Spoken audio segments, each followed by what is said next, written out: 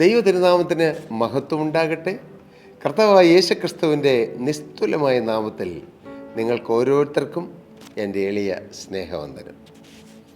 നാം ബൈബിൾ പഠിക്കുകയാണ്, അല്ല പഠിക്കാൻ ഒന്ന് ശ്രമിക്കുകയാണ്. എത്ര പഠിച്ചാലും എത്ര ആഴത്തിൽ കുഴിച്ചാലും തീരാത്ത ഒരു ഖനിഗർഭമാണ് ബൈബിൾ. ഒരു അക്ഷയനിധി നിക്ഷേപിച്ചിരിക്കുന്ന ഒരു നിധിശേഖരം. എനിക്കെന്നും ബൈബിളിനെ കുറിച്ച് അത്ഭുതമാണ്. ലോകത്തിലെ എല്ലാ രാജ്യങ്ങളിലും ഈ ബൈബിൾ ഉപയോഗിക്കുന്നവരും വായിക്കുന്നവരുമുണ്ട്, പ്രസംഗിക്കുന്നവരുണ്ട്. ഈ ബൈബിൾ സ്റ്റഡിയിലേക്ക് പ്രവേശിക്കുന്ന ഈ സമയത്ത് തന്നെ ലോകത്തിൻ്റെ നാനാഭാഗങ്ങളിൽ എത്രയോ സ്ഥലങ്ങളിൽ നിന്നുകൊണ്ട് ദൈവത്തിൻ്റെ ദാസന്മാർ ഈ വചനം വ്യാഖ്യാനിക്കുകയും വചനം പഠിപ്പിക്കുകയും ചെയ്യുന്നുണ്ട്. എത്ര കോരിയാലും തീരാത്തതായ ഒരു കിണർ പോലെ, എത്ര കുഴിച്ചെടുത്താലും തീരാത്ത ഒരു ഖനി പോലെ അത്രമാത്രം ആഴമുള്ളതാണ് ദൈവത്തിൻ്റെ വചനം. നമുക്കൊന്ന് പരിശ്രമിക്കാം. കർത്താവിന് സ്തോത്രം. നാം ഇതുവരെ പഠിച്ചു വന്നത് പരിശുദ്ധാത്മാവിനെ കുറിച്ചുള്ളതായ വിവിധ തലങ്ങളാണ്. പരിശുദ്ധാത്മാവ്, ദൈവം നമുക്ക് തന്ന വിഷയം അതാണ്, പരിശുദ്ധാത്മാവ്. കർത്താവിന് സ്തോത്രം. ഒത്തിരി കാര്യങ്ങൾ നാം പഠിക്കാൻ ശ്രമിച്ചു. വേദപുസ്തകത്തിലെ 66 പുസ്തകങ്ങളിൽ എവിടെയെല്ലാം പരിശുദ്ധാത്മാവിനെ ചിത്രീകരിച്ചിരിക്കുന്നു, പരിശുദ്ധാത്മാവിൻ്റെ പ്രവർത്തനങ്ങളെ വിവരിച്ചിരിക്കുന്നു, എല്ലാം നാം പഠിച്ചുകൊണ്ടിരിക്കുകയാണ്. പഠിച്ച് നാം ഉൽപ്പത്തി മുതൽ ന്യായാധിപന്മാരുടെ പുസ്തകം വരെ വന്നു. കഴിഞ്ഞ പ്രാവശ്യം നാം ശിംശോനെക്കുറിച്ച് പഠിച്ച് അങ്ങനെയാണ് 11ാമത്തെ എപ്പിസോഡ് ക്ലോസ് ചെയ്തത്. ഇന്ന് ഈ 12ാമത്തെ എപ്പിസോഡിൽ നമുക്ക് ശമൂവേൽ പ്രവാചകൻ്റെ പുസ്തകത്തിലേക്ക് പ്രവേശിക്കാം. ശമൂവേൽ പ്രവാചകൻ്റെ പുസ്തകത്തിലേക്ക് പ്രവേശിക്കുന്നതിന് മുമ്പ് ന്യായാധിപന്മാരുടെ പുസ്തകത്തിനും ശമൂവേൽ പ്രവാചകൻ്റെ പുസ്തകത്തിൻ്റെ ഇടയ്ക്ക് ഒരു കൊച്ചു പുസ്തകമുണ്ട്, ഏതാനും അധ്യായങ്ങൾ മാത്രമുള്ള രൂത്തിൻ്റെ പുസ്തകം. രൂത്തിൻ്റെ പുസ്തകത്തിൽ പ്രകടമായി പരിശുദ്ധാത്മാവിനെക്കുറിച്ച് രേഖപ്പെടുത്തിയിട്ടില്ല എങ്കിലും നാം അതിൻ്റെ ആഴങ്ങളിലേക്ക് ഊളിയിട്ട് ചെല്ലുമ്പോൾ വാസ്തവമായി ഇവിടെ പരിശുദ്ധാത്മാവിൻ്റെ പ്രവർത്തനമാണ് നടക്കുന്നത് നമുക്ക് മനസ്സിലാകും. നഷ്ടപ്പെട്ടുപോയ ഒരു കുടുംബത്തെ വീണ്ടെടുക്കുന്ന ദൈവിക പദ്ധതി, തകർന്നുപോയ ഒരു കുടുംബത്തെ രക്ഷിക്കുന്ന ദൈവത്തിൻ്റെ അസാധാരണമായ അത്ഭുത പ്രവൃത്തി. ഒരു മോവാബിനോ അമ്മോനിനോ യഹോവയുടെ സഭയിൽ പ്രവേശിക്കരുത്, അവൻ്റെ 10ാം തലമുറ പോലും യഹോവയുടെ സഭയിൽ പ്രവേശിക്കരുതെന്നുള്ളതായ ദൈവിക കൽപ്പനയിരിക്കെ ഒരു മോവാബ്യ പെൺകുട്ടിയായ രൂത്ത് കൽപ്പനകളെയെല്ലാം ഓവർകം ചെയ്ത് ദൈവസഭയിൽ പ്രവേശിച്ചു എന്ന് മാത്രമല്ല, കർത്താവായ യേശുക്രിസ്തുവിൻ്റെ വംശാവലിയിൽ അവൾ പ്രവേശിക്കാൻ ഇടയായി. ആ അത്ഭുതം നടന്ന ഒരു പുസ്തകമാണ് രൂത്തിൻ്റെ പുസ്തകം. തീർച്ചയായും ദൈവത്തിൻ്റെ പരിശുദ്ധാത്മാവിൻ്റെ ആഴമേറിയ ഒരു പ്രവർത്തനം അവിടെ പ്രകടമായ വാക്കുകളിൽ നമുക്ക് കാണാൻ കഴിയുന്നില്ലെങ്കിലും ഉണ്ട് എന്ന് നമുക്ക് മനസ്സിലാക്കാൻ കഴിയും. ശമൂവേൽ പ്രവാചകൻ്റെ പുസ്തകം വലിയ ഒരു പുതിയ യുഗത്തിൻ്റെ തുടക്കമായിരുന്നു. പുതിയ യുഗത്തിൻ്റെ തുടക്കം ശമൂവേൽ പ്രവാചകനിലൂടെ ദൈവത്തിൻ്റെ പരിശുദ്ധാത്മാവ് ശക്തമായി പ്രവർത്തിച്ച ഒരു കാലഘട്ടം.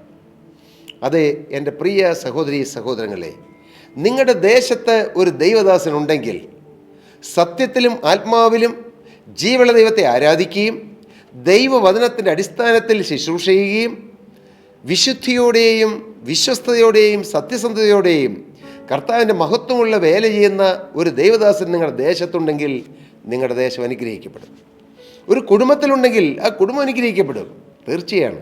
അങ്ങനെ ആ ദേശത്ത് ശമൂവേൽ പ്രവാചകൻ ജനിച്ചു വളർന്നു. ആ ശമൂവേൽ പ്രവാചകൻ്റെ പുസ്തകത്തിൽ രേഖപ്പെടുത്തിയിരിക്കുന്ന പരിശുദ്ധാത്മാവിൻ്റെ പ്രവർത്തനത്തെക്കുറിച്ചാണ് നാം ചിന്തിക്കുന്നത്. നമുക്ക് ചിന്തിക്കാം. ശമൂവേൽ പ്രവാചകൻ്റെ 1ാമത്തെ പുസ്തകം നാം വായിച്ചു വരുമ്പോൾ അവിടെയാണ് ആദ്യമായി ഇസ്രായേലിന് രാജാവിനെ വാഴിക്കുന്നത്. ഇസ്രായേലിൻ്റെ രാജാവ് ജീവനുള്ള ദൈവം തന്നെയാണ്. അതുകൊണ്ട് മറ്റൊരു രാജാവിൻ്റെ ആവശ്യമുണ്ടായിരുന്നില്ല. ദൈവം കാലാകാലങ്ങളിൽ എഴുന്നേൽപ്പിക്കുന്ന കർത്താവിൻ്റെ വ്രതന്മാരിലൂടെ ദൈവം തൻ്റെ ജനത്തെ നടത്തിക്കൊണ്ടിരുന്നു. നമുക്കറിയാം, അങ്ങ് അബ്രഹാം, ഇസ്ഹാക്ക്, യാക്കോബ്, യോസേഫ്. അങ്ങനെ യോസേഫിൻ്റെ കാലഘട്ടത്തിൽ വന്നപ്പോഴാണ് ഒരു ഭരണപരമായ ഒരു ദൈവപ്രവൃത്തി അവിടെ വെളിപ്പെടുന്നത്. പിന്നീട് അങ്ങ് വരുമ്പോൾ മോശയിലൂടെ ദൈവം തൻ്റെ ജനത്തെ നടത്തുകയാണ്. പകൽ മേഘസ്തംഭത്തിലും രാത്രി അഗ്നിസ്തംഭത്തിലും ദൈവം തൻ്റെ ജനത്തെ നടത്തി. ചെങ്കടൽ കടത്തി, യോർദാൻ വറ്റിച്ച്, യെരിഹോ കോട്ട തകർത്ത് ഇസ്രായേൽ ജനത്തെ ദൈവം കനാനെ ലക്ഷ്യമാക്കി നടത്തുകയും ആ കനാൻ ദേശം അവർ കൊടുക്കുകയും ചെയ്തു. എല്ലാം നമുക്കറിയാം. ചരിത്രമൊന്നും ഞാൻ ഇപ്പോൾ വിവരിച്ച് സമയം കളയുന്നില്ല. അങ്ങനെ മുന്നോട്ട് വരുമ്പോഴാണ് ഇസ്രായേലിൽ ദൈവം ന്യായാധിപന്മാരെ എഴുന്നേൽപ്പിച്ചതും ന്യായാധിപന്മാർ ജനത്തെ ഭരണം നടത്തിയതും. അതിന് ശേഷമാണ് ശമൂവേൽ പ്രവാചകന്റെ പുസ്തകത്തിലാണ് ആദ്യത്തെ രാജവാഴ്ച നാം കാണുന്നത്. അത് ശൗലാണ്, കീശിൻ്റെ മകനായ ശൗൽ. ഈ ശൗൽ ഈ ദൈവീക തെരഞ്ഞെടുപ്പിലേക്ക് വരുന്നത് മുഴുവൻ അത്ഭുതമാണ്. ദൈവത്തിൻ്റെ പ്രവൃത്തി എല്ലാ അത്ഭുതം തന്നെയാണല്ലോ. അതേ പ്രിയരെ, നമ്മുടെ ഓരോരുത്തരുടെയും ജീവിതത്തിൽ അത്ഭുതങ്ങൾ കാണാൻ നാം കാത്തിരിക്കണം. അത്ഭുതങ്ങളുടെ കാലമൊക്കെ തീർന്നുപോയി എന്നെല്ലാവരും പറയും. അത് വെറും മനുഷ്യർ പറയുന്നതാണ്. അത്ഭുതങ്ങളുടെ കാലം തീർന്നിട്ടില്ല. കാരണം അത്ഭുതം പ്രവർത്തിക്കുന്ന ദൈവം എന്നും ജീവിക്കുന്നു. യേശുക്രിസ്തു അത്ഭുത മന്ത്രിയാണ്. യേശുക്രിസ്തു വീരനാം ദൈവമാണ്. യേശുക്രിസ്തു നിത്യപിതാവാണ്. യേശുക്രിസ്തു സമാധാന പ്രഭുവാണ്. ആ യേശുവിൻ്റെ കരം കുറുകിയിട്ടില്ല. ഇന്നും യേശു പ്രവർത്തിക്കും. ഞാൻ നിങ്ങളോടൊരു മർമ്മം പറയാം. ഇന്നലകളിൽ പ്രവർത്തിച്ച യേശു ഇന്നും പ്രവർത്തിച്ചുകൊണ്ടിരിക്കുന്നു. ഇന്ന് പ്രവർത്തിച്ചുകൊണ്ടിരിക്കുന്ന യേശു നാളെയും പ്രവർത്തിക്കും. സ്തോത്രം. കീശിൻ്റെ മകനായ ശൗൽ കീശിൻ്റെ കഴുതകളെ കാണാതെ പോയി. ശൗലിൻ്റെ അപ്പനായ കീശ് ശൗലിനോട് പറഞ്ഞു, മോനെ, നീ നമ്മുടെ കാണാതായ കഴുതകളെ ഒന്ന് കണ്ടുപിടിക്കണം. നാം വളരെ രസകരമായി നമുക്ക് വായിക്കാൻ കഴിയും. ശൗലിനെ ഒരു ദൗത്യം ഏൽപ്പിക്കുകയാണ് തൻ്റെ അപ്പനായ കീശ്. കർത്താവിന് സ്തോത്രം. അങ്ങനെ ശൗല് കഴുതകളെ അന്വേഷിച്ച് ഒരു വൃത്തിനെയും കൂട്ടി എഫ്രൈം മലനാട്ടിലും ശാലീശ ദേശത്തും ഒക്കെ സഞ്ചരിച്ചു. അവർ ശാലീശ ദേശത്തും സഞ്ചരിച്ചു. പിന്നീട് ബെന്യാമീൻ ദേശത്തേക്ക് വന്നു. എങ്ങും കഴുതകളെ കണ്ടു കിട്ടിയില്ല. അപ്പോഴാണ് അവർ ചിന്തിക്കുന്നത്, സൂഫ് ദേശത്തെത്തിയപ്പോൾ ശൗൽ കൂടെയുള്ള ഭൃത്യനോട്, വരിക, നമുക്ക് മടങ്ങിപ്പോകാം, അല്ലെങ്കിൽ അപ്പൻ കഴുതകളെക്കുറിച്ചുള്ള ചിന്ത വിട്ട് നമ്മെക്കുറിച്ച് വിഷാദിക്കുമെന്ന് പറഞ്ഞു. അതിന് ആ ഭൃത്യൻ പറയുകയാണ്, ഈ പട്ടണത്തിലൊരു ദൈവപുരുഷനുണ്ട്, അവൻ മാന്യനാകുന്നു, നമുക്ക് അവിടെ പോകാം, നമുക്ക് പോകാനുള്ള വഴി അവൻ പക്ഷേ പറഞ്ഞു തരുമെന്ന് പറഞ്ഞു. ഒരു വലിയ വഴിത്തിരിവ്. കഴുതകളെ അന്വേഷിച്ചിറങ്ങിയവൻ ദൈവപുരുഷൻ്റെ അടുക്കൽ എത്തിച്ചേരുന്നു. ഇതൊരത്ഭുതമാണ്. ഈ ലോകത്തിലെ കാര്യങ്ങൾ മാത്രം നോക്കി നടന്ന ചില മനുഷ്യരെ ദൈവം തക്ക സമയത്ത് ഡൈവേർട്ട് ചെയ്ത് അവരെ വഴി തിരിച്ച് ദൈവിക വഴിയിലേക്ക് പ്രവേശിപ്പിക്കുന്ന മഹാത്ഭുതത്തിൻ്റെ ഒരു സംഭവമാണ് അവിടെ വിവരിച്ചിരിക്കുന്നത്. നമ്മുടെയും ജീവിതത്തിൽ അങ്ങനെയല്ലേ? ഈ ലോകത്തിന് വേണ്ടി മാത്രം ജീവിച്ചു, അന്ധവിശ്വാസങ്ങളിലും ദുരാചാരങ്ങളിലും അനർത്ഥാചാരങ്ങളിലും വിശ്വസിച്ച് ഈ ലോകം മാത്രം ലക്ഷ്യമാക്കി ഈ ലോകത്തിലെ കാര്യങ്ങൾ മാത്രം ചിന്തിച്ച് പോയിക്കൊണ്ടിരുന്ന എന്നെയും നിങ്ങളിൽ പലരെയും ദൈവവഴിയിലേക്ക് കൊണ്ടുവന്നു തന്നെ ഒരു ദൈവ അത്ഭുതമല്ലേ? മഹാത്ഭുതം എന്ന് പറയട്ടെ. ശൗൽ അങ്ങനെ ശമൂവേൽ പ്രവാചകൻ്റെ അടുക്കൽ ചെല്ലുന്നു.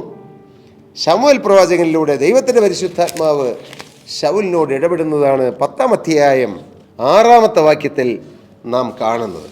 അതെന്താണ്? നമുക്ക് വായിച്ചു കേൾക്കാം. യഹോവയുടെ ആത്മാവ് ശക്തിയോടെ നിൻ്റെ മേൽ വന്നിട്ട് നീയും അവരോടുകൂടെ പ്രവചിക്കുകയും ആൾ മാറിയതുപോലെ ആയിത്തീരുകയും ചെയ്യുമെന്ന് ശമൂവേൽ പ്രവാചകനിലൂടെ ശൗലിന് അരുളപ്പാട് കൊടുക്കുകയാണ്. ദൈവിക അരുളപ്പാട്. കഴുതകളെ നോക്കി നടന്നവൻ്റെ മേൽ ആത്മാവ് വരുന്നു. കഴുതകളെ നോക്കി നടന്നവൻ പ്രവചിക്കുന്നു. എന്തൊരത്ഭുതം! അതാണ് ദൈവം ചെയ്യുന്ന ഏറ്റവും വലിയ അത്ഭുതം. ഈ ലോകത്തിൻ്റെ മ്ലേച്ഛതകളിലും അഴുക്കിലും തിന്മയിലും എല്ലാം ജീവിച്ചിരുന്ന മനുഷ്യരെ കർത്താവായ യേശു ക്രിസ്തുവിൻ്റെ സ്നേഹം കീഴടക്കി അവരെ രൂപാന്തരപ്പെടുത്തി തൻ്റെ വിലയേറിയ ആത്മാവിനെ അവരുടെ മേൽ അയച്ച് തൻ്റെ കൃപകളാലും വരങ്ങളാലും അവരെ അലങ്കരിച്ച് ജനത്തിന് മുമ്പിൽ അവരെ തൻ്റെ സാക്ഷികളാക്കി അവരെ വേലക്കാരാക്കി നിർത്തുന്നു. ശൗല് പ്രവചിക്കാൻ തുടങ്ങിയെന്ന് 10-ാം അധ്യായം 10-ാമത്തെ വാക്യം വായിക്കുമ്പോൾ അറിയാം. അവൻ അവിടെ ഗിരിയിലെത്തിയപ്പോൾ ഒരു പ്രവാചക ഗണവിത അവൻ്റെ നേരെ വരുന്നു. ദൈവത്തിൻ്റെ ആത്മാവ് ശക്തിയോടെ അവൻ്റെ മേൽ വന്നു. അവൻ അവരുടെ ഇടയിൽ പ്രവചിച്ചു. ആത്മാവ് വന്നു, കൃപാവരവും ലഭിച്ചു. ശൗൽ ആൾ മാറി. അതെ, പരിശുദ്ധാത്മാവ് വന്നാൽ ഏത് മാറാത്ത ആളത്വവും മാറും, ഏത് മാറാത്ത സ്വഭാവവും മാറും, ഏത് മാറാത്ത പ്രകൃതവും മാറും. പ്രിയ മാതാപിതാക്കളെ, ഞാൻ ഈ ബൈബിൾ ക്ലാസ് ആണെങ്കിലും നിങ്ങളോടൊരു ദൈവിക സന്ദേശം പറയട്ടെ. നിങ്ങളുടെ മക്കൾ വഴിതെറ്റിപ്പോകുന്നുണ്ടോ? പ്രിയ സഹോദരി, നിൻ്റെ ഭർത്താവ് മദ്യത്തിന് അടിമയായി കഞ്ചാവിനും മയക്കുമരുന്നിനും അടിമയായി ജീവിക്കുകയാണോ? പല സ്ത്രീകളുടെ പിന്നാലെ നടന്ന് ജീവിതം തകർന്നു കഴിയുകയാണോ? മകളെ, ഒന്ന് ചെയ്യുക. നീ ദൈവസന്നിധിയിൽ പ്രാർത്ഥിക്കുക, കാത്തിരിക്കുക, ദൈവത്തിൻ്റെ ആത്മാവിനെ പ്രാപിക്കുക. നിൻ്റെ സ്വഭാവം മാറും.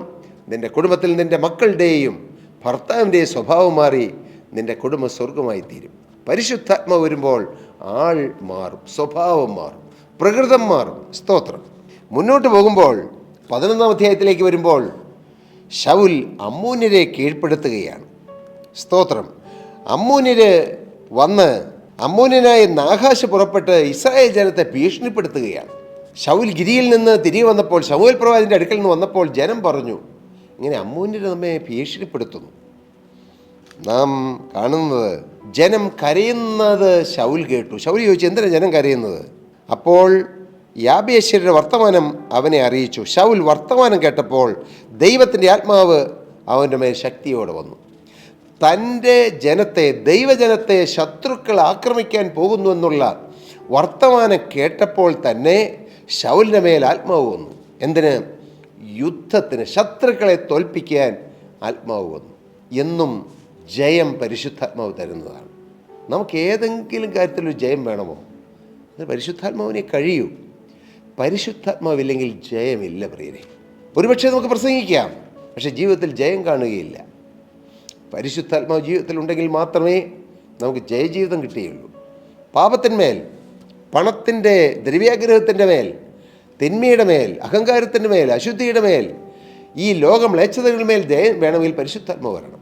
പോകട്ടെ, അമ്മോന്യരെ ജയിച്ചു. കർത്താവിന് സ്തോത്രം. അങ്ങനെ ജനം ശൗലിനെ രാജാവാക്കി. എന്നാൽ ശൗലിൻ്റെ ചരിത്രം നാം വായിച്ച് മുന്നോട്ട് വരുമ്പോൾ വളരെ നല്ല തുടക്കം ശൗൽ രാജാവിന് കിട്ടി. ഇസ്രായേലിൻ്റെ 1-ാമത്തെ രാജാവാണ്. ദൈവത്താൽ തിരഞ്ഞെടുക്കപ്പെട്ട, ദൈവത്തിൻ്റെ പ്രവാചകനായ ശമൂവേലിൻ്റെ തൈലക്കൊമ്പിൽ നിന്ന് തൈലം പകർന്ന്, അഭിഷേകം പകർന്ന്, അങ്ങനെ കർത്താവ് തൻ്റെ ജനത്തെ സത്യത്തിൽ നയിക്കുവാൻ, ശത്രുക്കളിൽ നിന്നും രക്ഷിച്ചവരെ മുന്നോട്ട് നയിക്കുവാൻ ദൈവം തിരഞ്ഞെടുത്ത ഇസ്രായേലിൻ്റെ 1-ാമത്തെ രാജാവ് ശൗൽ. പക്ഷേ ശൗലിൻ്റെ ജീവിതത്തിൽ വലിയ വീഴ്ച സംഭവിച്ചു. നാം ചിന്തിക്കേണ്ട ഒരു കാര്യം, ഒരിക്കൽ നമ്മുടെ മേൽ ദൈവത്തിൻ്റെ ആത്മാവ് വന്നു എന്നുള്ളതുകൊണ്ട് അതെന്നും അവിടെ നിലനിൽക്കുമെന്ന് നാം ധരിക്കരുത്. അങ്ങനെ ചിന്തിക്കരുത്. അങ്ങനെ ചിന്തിക്കുന്ന ആളുകളുണ്ട്. പരിശുദ്ധാത്മാവ് ഒരിക്കൽ വന്നു, പിന്നെ അങ്ങ് നിന്നോളും, ഞാൻ എങ്ങനെ വേണമെങ്കിലും ചെയ്യാം, എൻ്റെ ജീവിതം എങ്ങനെ വേണമെങ്കിലും കൊണ്ടുപോയാൽ ആത്മാവ് നിന്നോളും. നിൽക്കുകയില്ല മോനെ. സ്വർഗീയ പ്രാവ് വിശുദ്ധിയുള്ളിടത്ത് ഇരിക്കുകയുള്ളൂ. നോഹ ഒരു കാക്കയെ പറഞ്ഞു വിട്ടു, കാക്ക അഴുക്കുള്ളിടത്തൊക്കെ പോയി. പക്ഷേ നോഹ ഒരു പ്രാവിനെ പറഞ്ഞു വിട്ടപ്പോൾ പ്രാവ് ഇരിക്കാൻ സ്ഥലം കിട്ടാതെ തിരികെ നോഹയുടെ പെട്ടകത്തിലേക്ക് വന്നു. തിരുവനന്തപുരത്തിലുണ്ട്. എന്നാൽ വെള്ളം താണ് പച്ച ഒലിവില കൊത്തേണ്ടതായ സാഹചര്യം, അഴുക്കില്ലാത്തൊരു സാഹചര്യം വന്നപ്പോഴാണ് ആ പ്രാവ് പോയി ഒലിവ് മരത്തിലിരുന്ന് പച്ചയില കൊത്തിക്കൊണ്ട് നോഹയുടെ അടുക്കലേക്ക് വന്നത്. എല്ലാം എന്താണ് പ്രതിദാനം ചെയ്യുന്നത്? അഴുക്കുള്ളിടത്ത് പ്രാവിരിക്കുകയില്ല. പരിശുദ്ധാത്മാവ് അങ്ങനെയാണ്. കർത്താവിന് സ്തോത്രം. നമുക്ക് നമ്മുടെ ജീവിതം വിശുദ്ധിക്കായി സമർപ്പിക്കാം. ഈ ബൈബിൾ ക്ലാസ് എടുക്കുന്ന ഞാനും നിങ്ങൾ ഓരോരുത്തരും പ്രസംഗിക്കാൻ എളുപ്പമാണ്. ഞാൻ പറയട്ടെ, ബൈബിൾ ക്ലാസ്സും എടുക്കാം, പക്ഷെ ജീവിതം വിശുദ്ധിയോടെ കാക്കുക. 10 പൈസയിൽ തെറ്റുപറ്റാതെ ജീവിക്കുക, ഒരു സ്പർശനത്തിൽ തെറ്റുപറ്റാതെ ജീവിക്കുക, ആരോടും വഴക്കില്ലാതെ ജീവിക്കുക, അഹങ്കരിക്കാതെ ജീവിക്കുക, എല്ലാം കൃപയാണെന്നോർത്ത് ജീവിക്കുക, കഴിവല്ല കൃപയാണെന്നോർത്ത് ജീവിക്കാൻ കഴിയുക. എല്ലാം ദൈവത്തിൻ്റെ കൃപയാണ്. ശൗലിൻ്റെ ജീവിതത്തിൽ ദൈവീയാനുഗ്രഹങ്ങൾ കിട്ടിയെങ്കിലും പിന്നീട് നാം വായിച്ചു വരുമ്പോൾ ശൗലിൻ്റെ ജീവിതത്തിൽ പല വീഴ്ചകൾ വന്നു എന്ന് നമുക്ക് മനസ്സിലാക്കാൻ കഴിയും. ഞാൻ പെട്ടെന്ന് പറയാം, അത് റെഫറൻസ് ഒന്നും വായിക്കാൻ നേരമില്ല. എന്നാൽ ശൗലിൻ്റെ ടോപ്പിക്ക് തീർക്കണമെന്നുള്ളതാണ് ഞാൻ തിരുക്കത്തിൽ പറയുന്നത്. ശൗലിനോട് അന്ന് ശമൂവേൽ പ്രവാചകൻ പറഞ്ഞിരുന്നു, നീ പോകുക, അമ്മോന്യർ യുദ്ധത്തിന് വരും, പക്ഷെ ഞാനൊരു കാര്യം ചെയ്യാം, ഞാൻ നിൻ്റെ അടുക്കൽ വരാം, ഞാൻ വന്ന യാഗം കഴിച്ചിട്ടേ യുദ്ധം തുടങ്ങാവൂ. അത് ശമൂവേൽ പ്രവാചകനിലൂടെ ദൈവത്തിൻ്റെ കൽപ്പനയായിരുന്നു. പക്ഷേ ശൗൽ വന്നപ്പോൾ അമ്മോന്യർ യുദ്ധത്തിന് നിൽക്കുന്നു, ഇപ്പോൾ യുദ്ധം തുടങ്ങും, ശത്രു സൈന്യം കയറി ആക്രമിക്കും, ജനം ഭയപ്പെട്ട് എന്തു ചെയ്യേണ്ടെന്നറിയാതെ വിഷമിച്ചിരിക്കുന്നു. പറഞ്ഞ ദിവസമായി ശമൂവേൽ പ്രവാചകൻ വന്നില്ല. ദിവസം എന്നേ പറഞ്ഞുള്ളൂ, അവർന്ന് പറഞ്ഞില്ല. ഇപ്പോൾ സൺഡേ ഞാൻ വരാമെന്ന് പറഞ്ഞാൽ സൺഡേ രാവിലെ തൊട്ട് വൈകുന്നേരം വരെ ഉണ്ട്. പക്ഷേ ചിന്തിക്കൂ, സൺഡേ രാവിലെയാണെന്ന് വയ്ക്കുക, അല്ലെ മൺഡേ രാവിലെയാണെന്ന് വയ്ക്കുക, മൺഡേ ആയല്ലോ അല്ലെ തിങ്കളാഴ്ച ആയല്ലോ എന്ന് ശൗൽ ചിന്തിച്ചു. ഇതുവരെ പ്രവാചകനെ കണ്ടില്ല എന്ന് കരുതി ശൗൽ യാഗം കഴിച്ചു. യാഗം കഴിച്ചുകൊണ്ടിരുന്നപ്പോൾ തന്നെ ഇതാ വരുന്നു ശമൂവേൽ പ്രവാചകൻ. ശമൂവേൽ പ്രവാചകനുള്ള ദൈവത്തിൻ്റെ പരിശുദ്ധാത്മാവ് പറഞ്ഞു, അനുസരിക്കുന്നത് യാഗത്തെക്കാളും ശ്രേഷ്ഠമാണെന്ന്. നിന്നെ ദൈവം തിരഞ്ഞെടുത്തതിൽ ദൈവം ദുഃഖിക്കുന്നുവെന്ന്. പ്രിയപ്പെട്ടവർ, എത്ര ഗൗരവമാണ്.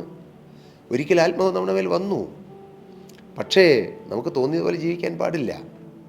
നിങ്ങൾ ചിന്തിക്കൂ, നിങ്ങളുടെ കൈവശം ഒരു 100 കോടി രൂപ ഇരിക്കുന്നു, നിങ്ങളുടെ ബാഗിൽ ഇരിക്കുന്നു, നിങ്ങൾ അലക്ഷ്യമായി നടക്കുമോ? നമ്മൾ അലക്ഷ്യമായി ബസ്സിൽ കയറി സീറ്റിൽ ബാഗ് വെച്ചിട്ട് പോരുമോ? ഇല്ല. വളരെ സൂക്ഷ്മതയുള്ളൂ. ഇതുപോലെയാണ് പരിശുദ്ധാത്മാവ്. പരിശുദ്ധാത്മാവ് വിലപ്പെട്ടതാണ്.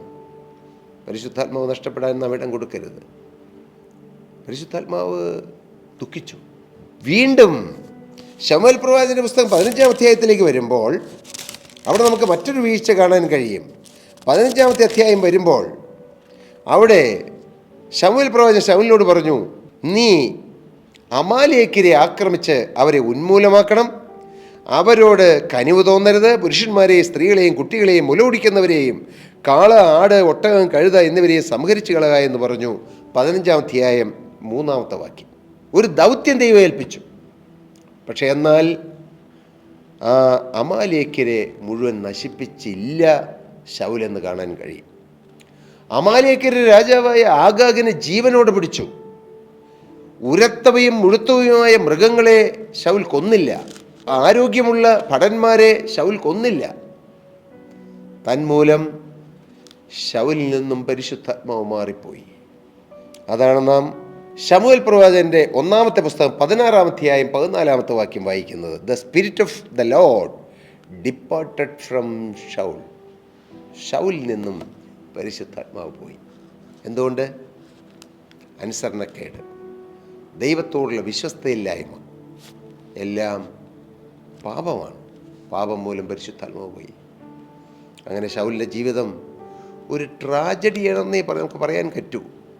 വലിയ വിജയമായിരുന്നു തുടക്കം, പക്ഷേ ലൈഫ് ട്രാജഡിയായിപ്പോയി. ശൗലിൻ്റെ മകനായ യോനാഥാനും ഫെലിസ്ത്യരോടുള്ള യുദ്ധത്തിൽ ഗിൽബോവ പർവ്വതത്തിൽ പട്ടുപോയി എന്ന് നാം തിരുവചനത്തിൽ വായിക്കുന്നു. പ്രിയപ്പെട്ടവരെ, നാം വളരെ ശ്രദ്ധയോടെ ജീവിക്കണ്ടേ. ക്രിസ്ത്യ ജീവിതം ഗൗരവമാണ്. ശരി, സന്തോഷമാണ്. ആരാധിക്കുമ്പോൾ സന്തോഷമാണ്. വചനം ധ്യാനിക്കുമ്പോൾ സന്തോഷമാണ്. നാം ദൈവവേല ചെയ്യുമ്പോൾ സന്തോഷമാണ്. പക്ഷേ ജീവിതവും ബൈബിളും ഒരുപോലെ പോകണം. ജീവിതവും ഉപദേശവും ഒരുപോലെ പോകണം. ഇതുവരെ വീഴ്ച വന്നവരാണോ? പരാജയങ്ങൾ വന്നവരാണോ? താഴ്ച വന്നവരാണോ? ശൗലിലേക്ക് നോക്കണ്ട, ജീവനുള്ള ദൈവത്തിലേക്ക് നോക്കി നമുക്കത് യാത്ര വിജയകരമായി നമുക്ക് മുന്നോട്ട് നയിക്കാം. അതിന് പരിശുദ്ധാത്മാവ് നമ്മെ സഹായിക്കും. പരിശുദ്ധാത്മാവ് ദുഃഖിക്കുന്നൊന്നും വരില്ലേ എന്ന് നാം ചിന്തിക്കണം, പ്രാർത്ഥിക്കണം. എൻ്റെ ജീവിതത്തിൽ ഞാൻ തികഞ്ഞിട്ടല്ല പ്രിയരെ, ഒരിക്കലും തികഞ്ഞിട്ടല്ല ഞാൻ പറയുന്നത്. പക്ഷേ എൻ്റെ ജീവിതത്തിൽ കർത്താവ് തന്നൊരു ഭാഗ്യം, കർത്താവെ അവിടുത്തെ പരിശുദ്ധാത്മാവ് ദുഃഖിക്കുന്നൊന്നും എൻ്റെ ജീവിതത്തിൽ വരാൻ ഇടവരല്ലേ. കർത്താവെ, അങ്ങനെ എന്തെങ്കിലും സംഭവിച്ചാൽ എനിക്കപ്പോൾ തന്നെ ഓർമ്മ തന്ന് അനുതാപം തന്ന് കർത്താവെ അവിടുത്തെ സന്നിധിയിൽ കണ്ണുനീരുകൊണ്ട് അവിടുത്തെ പാദം കഴുകി യഥാസ്ഥാനപ്പെട്ട് മുന്നോട്ട് പോകുവാൻ യോഹന്നാൻ്റെ 1-ാമത്തെ ലേഖനം 2-ാം അധ്യായം 1-ാമത്തെ വാക്യത്തിൽ പറയുന്ന പോലെ, എൻ്റെ കുഞ്ഞുങ്ങളെ, പാപം ചെയ്യാതിരിപ്പാൻ ഞാൻ നിങ്ങൾക്ക് എഴുതുന്നു. ഒരുത്തൻ പാപം ചെയ്തു എങ്കിലോ നീതിമാനായ യേശു ക്രിസ്തു എന്ന കാര്യസ്ഥൻ നമുക്ക് പിതാവിൻ്റെ അടുക്കൽ ഉണ്ട്. അവൻ നമ്മുടെ പാപങ്ങൾക്ക് പ്രായശ്ചിത്തമാകുന്നു. നമ്മുടെ ഏതിന് മാത്രമല്ല, സർവ്വലോകത്തിൻ്റെയും പാപത്തിനും തന്നെ. ആ വചനം ജീവിതത്തിൽ അനുഭവിച്ചുകൊണ്ട് ഇതാ പിമ്പിലുള്ളത് മറന്നും മുമ്പിലുള്ളത് ആഞ്ഞുകൊണ്ട് ക്രിസ്തു യേശുവിൽ ദൈവത്തിൻ്റെ പരമവിളിയുടെ ബിരുദനായി ലാക്കിലേക്ക് ഓടുന്നു എന്നുള്ള അപ്പോസ്തലനായ പൗലോസിൻ്റെ ആ ഉറച്ച വാക്കുകളിൽ, ആ വചനത്തിൽ ഉറച്ചു നിന്നുകൊണ്ട് മുന്നോട്ട് പോകണം. അതാണ് എൻ്റെ ജീവിതത്തിൽ ഞാൻ അനുഭവിക്കുകയും എൻ്റെ ജീവിതത്തിൽ ഞാൻ മുന്നോട്ട് പോകുവാൻ എന്നെ പ്രേരിപ്പിക്കുകയും ചെയ്യുന്നത്. ഞാൻ ഈ സമയത്ത് ഈ തിരുവചനം കേട്ടുകൊണ്ടിരിക്കുന്ന, ഈ ബൈബിൾ ക്ലാസ് കേട്ടുകൊണ്ടിരിക്കുന്ന എല്ലാവരോടും ഒന്ന് പറയട്ടെ. നിങ്ങൾ തളർന്നിപ്പോയോ? നിങ്ങളുടെ ആത്മീയ ജീവിതത്തിൽ ചില കേടുകൾ വന്നു, കെടുതികൾ വന്നു, തെറ്റുകൾ വന്നു, കോട്ടങ്ങൾ വന്നു, തകർച്ചകൾ വന്നു, പിന്മാറ്റങ്ങൾ വന്നു. നിങ്ങൾ നിരാശപ്പെട്ടിരിക്കുകയാണോ? നിരാശയോട് യാത്ര പറയൂ. പുതിയ ജീവിതം തുടങ്ങൂ. ശൗൽ നഷ്ടപ്പെട്ടു പോയി. നഷ്ടപ്പെട്ട ആ അവസ്ഥയിലേക്കല്ല നാം പോകാൻ ദൈവം ആഗ്രഹിക്കുന്നത്. നാമോ നാശത്തിലേക്ക് പിന്മാറുന്നവരുടെ കൂട്ടത്തിലല്ല, വിശ്വസിച്ച് ജീവരക്ഷ പ്രാപിക്കുന്നവരുടെ കൂട്ടത്തിൽ എത്രയാകുന്നു. അങ്ങനെയാണ് വചനം പഠിപ്പിക്കുന്നത്. നമുക്ക് മുന്നോട്ട് ഓടാം. ഒരിക്കൽ ആത്മാവ് ലഭിച്ചു, കൃപ ലഭിച്ചു, അതുകൊണ്ട് അതൊന്നും ഒരിക്കലും പോകുകയില്ല എന്നുള്ള ആ മൂഢതയിൽ ജീവിക്കാതെ, കർത്താവേ, എനിക്ക് തന്ന അക്ഷയനിധി നഷ്ടപ്പെടുത്താതെ എന്നെന്നും പരിപാവനതയോടെ എൻ്റെ ദൈവത്തിൻ്റെ വേലയും എൻ്റെ കർത്താവിനെ സ്നേഹിക്കും, സേവിക്കും, എൻ്റെ ജീവിതത്തെ ഞാൻ ക്രമീകരിക്കും. അങ്ങനെ ഒരു വിശുദ്ധനായി, ഒരു വിശുദ്ധ വേലക്കാരനായി ഈ തലമുറയിൽ ഞാൻ നിൽക്കും എന്നുള്ള സമർപ്പണത്തോടെ നമുക്ക് ഇന്നത്തെ ബൈബിൾ ക്ലാസ് അവസാനിപ്പിക്കാം. പ്രിയ സഹോദരീ സഹോദരങ്ങളെ, വലിയ ആഴത്തിലൊന്നും നാം പഠിച്ചില്ല. വളരെ ലളിതമായ ചില കാര്യങ്ങളെ പറഞ്ഞുള്ളൂ. നിങ്ങൾ നിങ്ങളുടെ കമൻറ്റുകൾ ഞങ്ങളുടെ യൂട്യൂബിൻ്റെ കമൻറ്റ് ബോക്സിൽ ഇട്ടാൽ നന്നായിരിക്കും. നിർദ്ദേശങ്ങൾ ഇട്ടാൽ നന്നായിരിക്കും. കർത്താവ് നിങ്ങളേവരെയും അനുഗ്രഹിക്കട്ടെ. നിങ്ങളുടെ പ്രാർത്ഥനാ വിഷയങ്ങൾ താഴെ കാണുന്ന നമ്പറിൽ ഞങ്ങളുമായി കോൺടാക്റ്റ് ചെയ്താൽ ഞങ്ങൾ നിങ്ങൾക്ക് വേണ്ടി പ്രാർത്ഥിക്കുന്നതായിരിക്കും. ദൈവം നിങ്ങളെ നിശ്ചയമായി ഈ തിരുവചനങ്ങളാൽ അനുഗ്രഹിക്കട്ടെ എന്ന് പ്രാർത്ഥിക്കുന്നു. ദൈവം നിങ്ങളേവരെയും അനുഗ്രഹിക്കുമാറാകട്ടെ.